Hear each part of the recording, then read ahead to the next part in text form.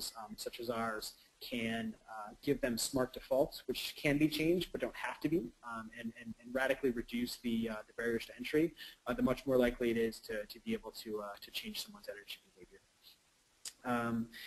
In addition, it also takes away a lot of the need for filling out more advanced inputs that most people don't know. Most people don't know the R value of their windows, which is again, if you're doing a traditional engineering model, something that's pretty important to put in. But the way that we do our models, we can live with or without it because we have a smart default that we can always stick in there. And like I said before, it better captures the behavioral aspects of demographics, particularly for appliances. So being able to better model how people actually use energy in their home as opposed to what the sort of theoretical use of energy in their home is based on their home characteristics and appliance time. So we take all this information and turn it into and translate this into a recommendation engine. And we basically, our recommendation engine goes through sort of 3 distinct processes. The first is discounted expected lifetime returns from the actions based on these personalized calculations. So we essentially calculate for all the different actions that a household could take, what are the highest amount of returns. And this factors in, we provide sort of an implicit cost for things that are free, because turning off your lights all the time while free dollar-wise is not free effort-wise. So we correct that as well. We then filter out actions that aren't appropriate to someone's lifestyle or energy and use characteristics. If you live in an apartment, we're not going to tell you to replace your boiler because you most likely don't have control over that.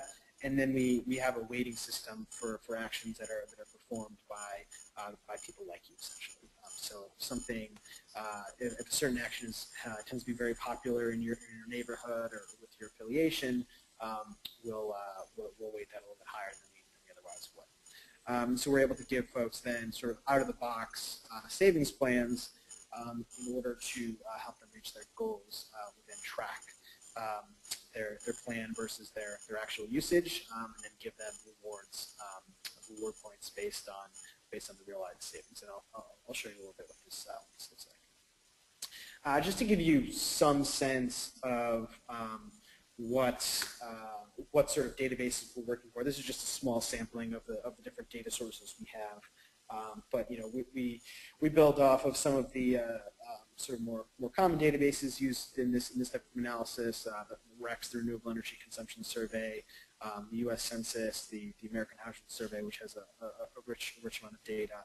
But then we're also using other data sources that are less widely used. FTC appliance databases. We also go out and talk to the manufacturers in some cases to get additional specs. LCA data from a partnership we have with the Carnegie Mellon Green Design Institute to be able to better model total carbon impacts. Some data from LBNL, etc. So what we're able to do with this is actually, in terms of the program then, is actually give people personalized information without ever having to get any information from them. So as long as we have their address, we can get their property records in order to calculate their savings recommendations, and as well as in most cases their billing histories, which come from the utility, in order to best target them in terms of the recommendations that the energy savings recommendations that are most likely to convert, estimate how much they're going to save, and then track them over time to see how they did, compare them against their neighbors, tell them how their community stacks up against other communities, and recommend other programs. Then obviously a big channel is to give people personalized email feedback over time. A lot of folks like to get their information via email and be able to check up on it and keep abreast. So we tell everybody every month how much they've saved or not saved, the amount of energy they reduced, and how many points they've earned based on those reductions. and some places where they can redeem their points. And I'll get into this a little bit later. I'll do an actual demo of the web experience in a bit, but basically, similar to the mailers before, when someone signs on to our into our website, into our software, they get a personalized recommendation plan right off the bat. They don't have to sit there and fill out long forms and surveys. They can, if you wanted to, you can sit in our software and for days at a time filling out different pieces of information, but that's not required. So we, as I mentioned before, we also can give people rewards for saving energy. This is integrated into our platform through our partnership with Recycle Bank. And essentially, you can earn rewards and redeem those rewards for both local and national brands. So it's really exciting because program participants can not only save energy, which is great, but is sometimes hard to really feel psychologically, but is very real. But they can also receive something very sort of tangible and positive from saving energy as well by redeeming their points for various goods and services, which also has a good green jobs component because basically any business can be a part of the rewards program and benefit from the increased marketing and traffic that they receive. Just really quickly on the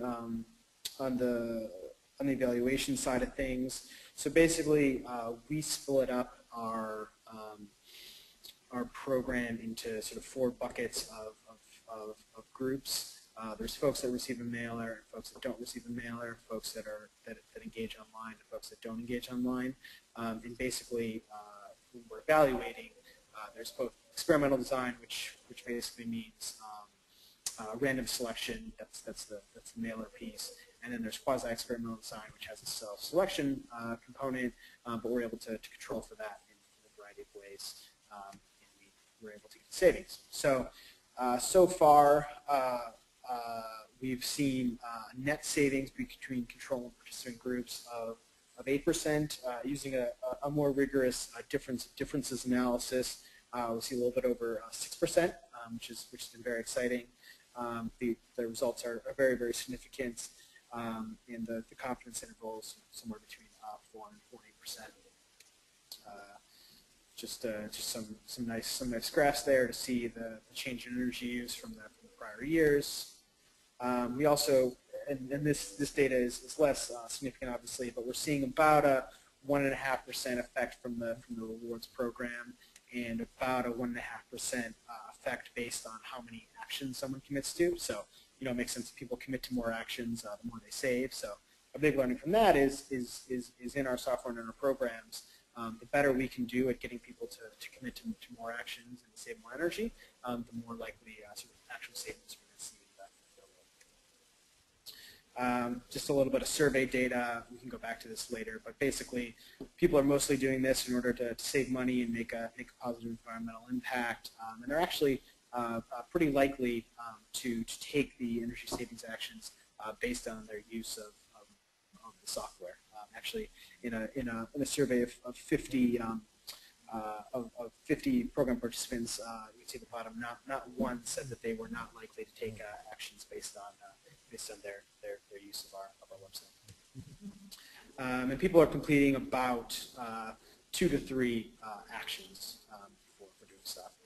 I like this sort of very little, nice little quote that we received from some of our feedback forums, which is basically good info with bonus of rewards. So very simply, that's what we're trying to do with smart software.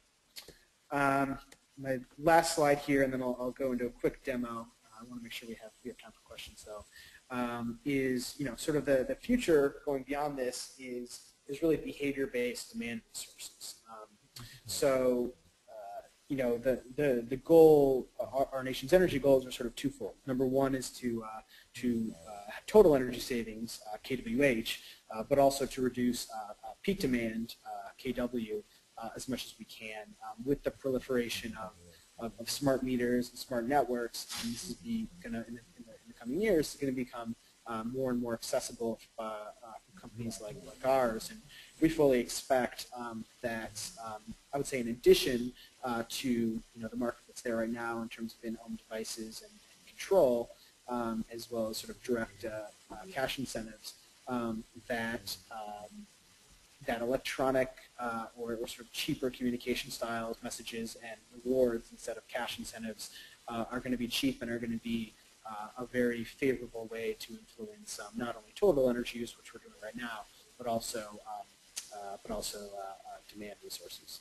And one big learning that we have from doing all this over the years is that, and this is again reflected in the way that we've designed everything, is that consumers want flexibility and they want recommendations. People don't want to be told you have to do this or take the or it's nothing, and they always want to feel like they're in control. So what we try to do is give them that sense of control, allow them to take action in a way that's going to allow them to best reduce their energy given all the factors involved, their home characteristics, their demographics, their preferences, their income, et cetera, et cetera. Because everyone can save energy, it's just a matter of finding the right way to do that. I'm going to move on to a quick demo right